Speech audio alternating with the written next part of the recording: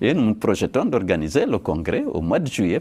Votre parti, l'Union des forces démocratiques de Guinée, est sous observation, hein, comme à l'instar d'autres partis politiques.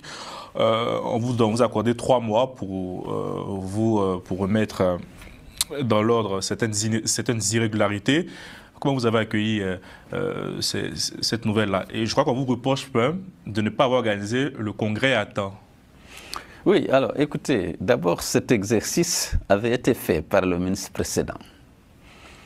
Ils ont le souci de harceler aussi les partis politiques, et surtout ceux qui ne sont pas d'accord, non seulement avec la durée de la transition, mais aussi les pratiques auxquelles ils se livrent, aussi bien en matière de liberté publique qu'en matière de droits humains.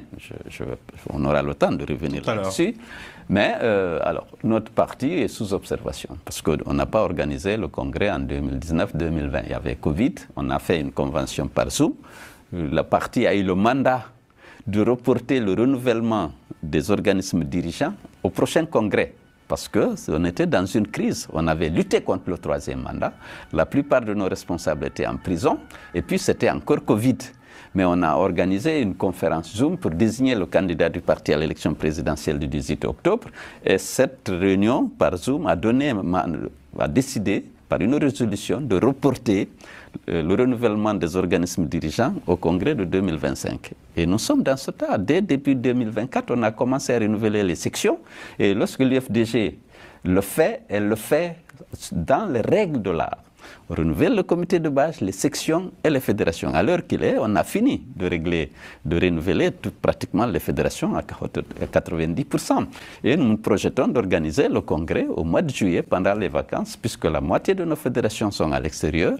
Et ils demandent toujours qu'on fasse ça dans les vacances, durant les vacances d'été, pour leur permettre de venir au pays, de participer aux élections et de passer parfois des vacances. Donc, tous nos congrès ont été organisés pendant les vacances d'été. Et on projette d'organiser notre congrès en présentiel. C'est près de 600 personnes qui viennent et les gens de l'intérieur sont pris en général en charge par le parti parce qu'ils n'ont pas toujours les moyens de se déplacer vers la capitale.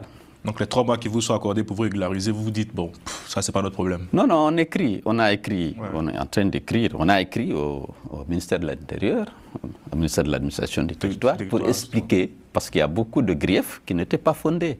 Parce que la mission technique était venue à nos bureaux. On a discuté, point par point, et on s'était entendu sur tout. Et maintenant, ils publient des résultats où on nous reproche 5 griefs. Qu'on n'a pas de comptabilité, qu'on n'a pas de compte bancaire, on n'a jamais eu d'élu. Mais lorsqu'on dit que l'UFDG n'a jamais eu d'élu, je prends seulement ce cas. On n'a pas de compte bancaire, on a un compte bancaire qui fonctionne, on leur a donné les relevés bancaires. Toutes les contributions de militants sont versées d'abord dans les comptes bancaires et après on les sort suivant les procédures.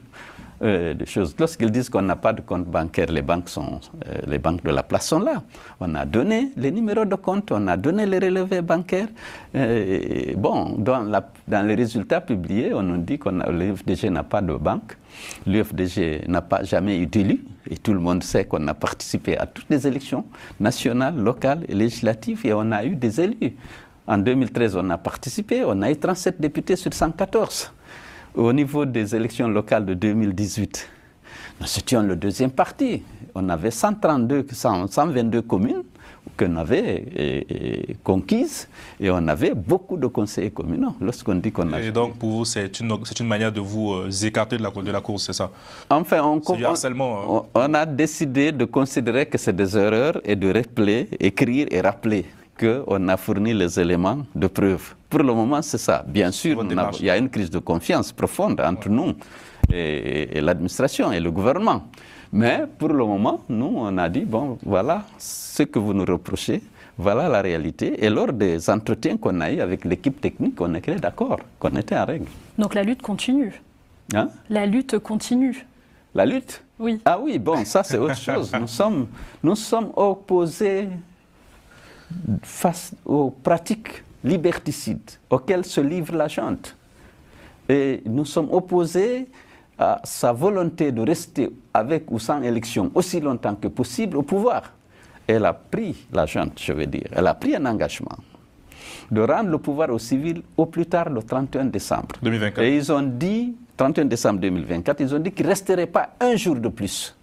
Cette échéance a été consignée dans un accord avec la CEDEAO, qui est dûment signé par les autorités, mais on savait qu'ils n'avaient pas la volonté de respecter. On n'a pas manqué de le dénoncer, de faire un mémo adressé à la CEDEAO pour dire que c'est un marché de dupes.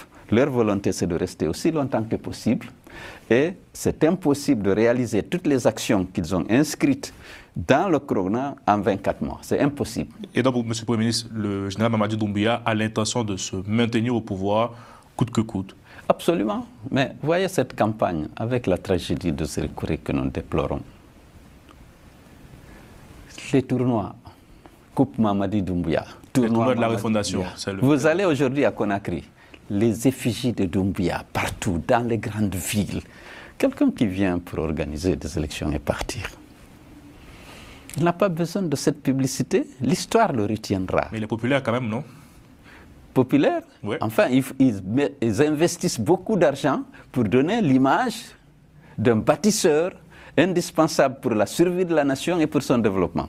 Ça, c'est le fruit de l'achat des consciences et de la mobilisation forcée, très souvent des citoyens. Lorsqu'il y a une cérémonie pour la promotion et le soutien de sa candidature, toutes les écoles sont fermées.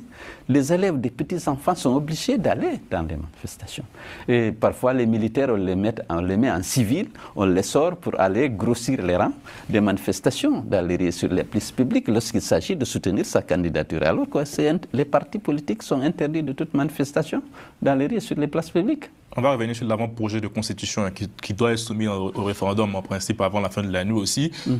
Vous évoquez tout à l'heure la contradiction qu'il y a entre la charte de la transition qui interdit aux membres du CNRD de se présenter à une élection et le fameux projet de constitution autorise le général Doumbouya à être candidat.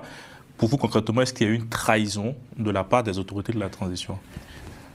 Le général Doumbouya, puisqu'il est devenu général, le colonel lorsqu'il prêtait serment. Il n'est pas le seul, il y a d'autres aussi qui sont passés généraux il n'y a pas longtemps. Oui, oui. Bon, écoutez, je parle de Mamadi Doumbouya, qui avait pris le pouvoir le 5 septembre. Il a dit et répété à tous les journalistes qui l'ont interrogé, à l'occasion de toutes ces prises de parole, que ni lui, ni les membres du CNRD, ni les membres du gouvernement, et moins encore les membres du CNT, nous serons candidats aux élections présidentielles, les élections organisées pour le retour à l'ordre constitutionnel. Ni dans les élections locales, ni dans les législatives, ni à la présidentielle. Il a juré dans la charte de la transition. Il y a les articles 46, 55 et 65 qui stipulent clairement qu'aucun responsable de la transition ne doit se présenter. Il a juré devant la Cour suprême, devant le peuple de Guinée, en tant qu'officier, devant la communauté internationale, de respecter, de faire respecter cette transition, cette charte de la transition, ouais. Cette charte de la transition qui comportait ces dispositions. Aujourd'hui, on a senti, lui il n'a rien dit, mais il a mobilisé tout son gouvernement, tous les membres du CND, les préfets, les gouverneurs, et beaucoup d'argent dépensé pour organiser des manifestations, pour montrer que c'est le peuple qui l'oblige. Vous savez comment on fait ça en Afrique. Alors ça, aujourd'hui, c'est dans ce cadre que le tournoi a été organisé à Sérékouré, qui a coûté la vie à plus de 135 personnes. Il y a 135 identifiés, il y a 50 disparus. Je considère que c'est la version la plus crédible. Il y en a qui disent que c'est 300, il y en a qui vont jusqu'à 500. La junte dit qu'il y a 56.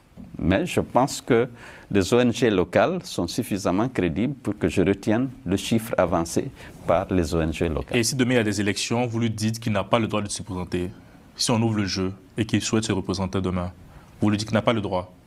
Oui. Alors, la junte a les armes, elle a l'argent public. Nous qui sommes opposés, le peuple de Guinée, nous n'avons pas d'argent, nous n'avons pas d'armes, mais nous avons la volonté ferme du peuple de Guinée de refuser que ses droits et libertés de choisir ses dirigeants soient confisqués par une junte, par les armes. Et je suis convaincu qu'on aura raison dans la résistance que nous allons opposer justement à cette volonté de confisquer le pouvoir par la junte qui s'en est emparée dans les conditions que vous connaissez.